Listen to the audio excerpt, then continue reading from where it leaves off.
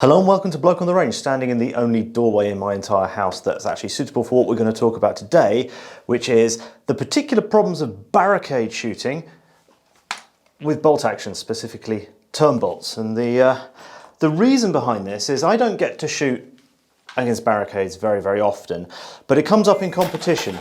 In October 2019, when I went to Bisley for the Civilian Service Rifle League match there, we had a couple of components of the urban match where you have to shoot around a barricade.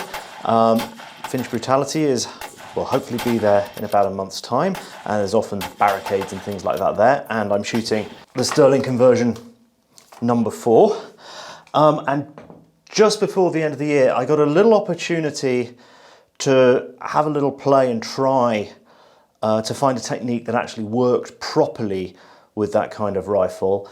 Because what I'd ended up doing in the UK had been pretty suboptimal. And the only other times I'd shot against barricades before, or around barricades before, had been either practical shotgun with a semi-auto shotgun or brutality matches. There was a barricade shot in Desert Brutality 2020 when I was shooting Carl's SP1. This is my M16A1. And these are absolutely perfect for shooting around barricades. It's very, very easy. You've got lots of flexibility with what you want to do. And what I tend to do is put my hand against the barricade like that, and then grab hold of the rifle top and bottom.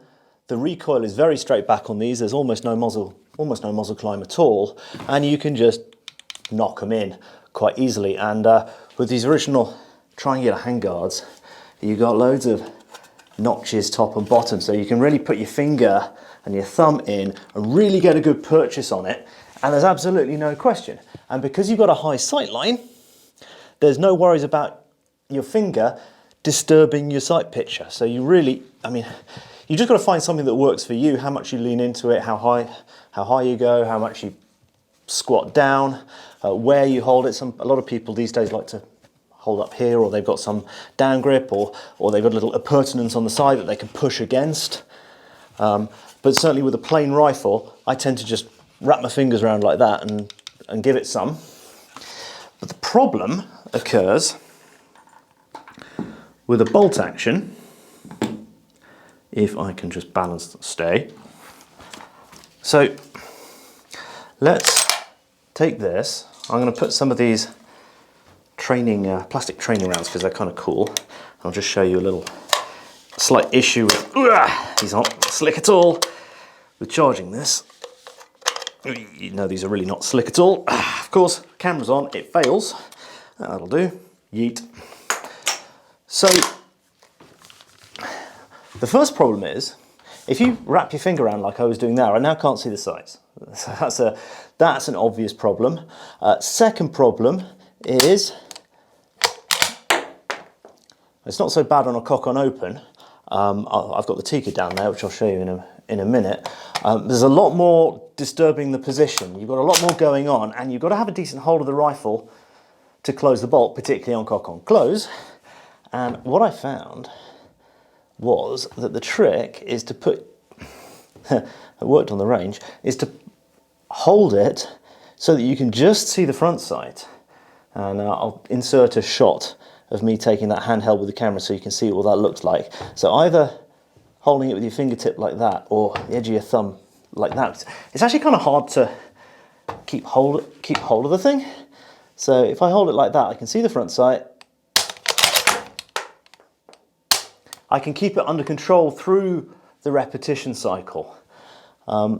It works. It's not optimal. It's not as nice as being able to get a right grip on it like that.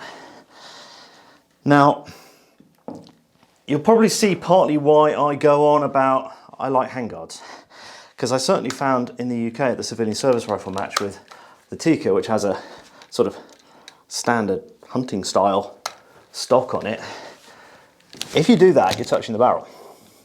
Now, with the sort of size targets, the ranges we were talking about for that match, that's not going to affect the point of impact and the group size too much, at least probably with a barrel this heavy, that sort of range over iron sights, I don't know, I'd have to try it. You might not even notice it. But the problem is it gets hot, very hot very quickly.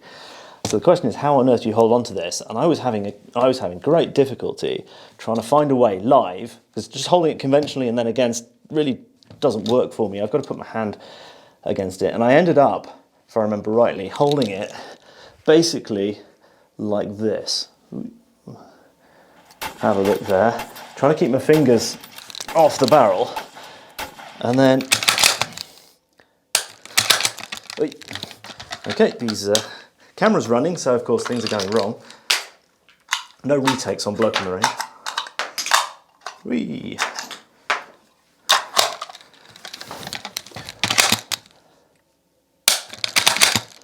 So this rifle's fairly slick on the forward stroke, but because it is a cock on open, you do have to apply quite a lot of force, which has a tendency, if you don't restrain the rifle, it's going to twist like that a long way. So you do have to hold on to it, you have to counteract that. You've got recoil.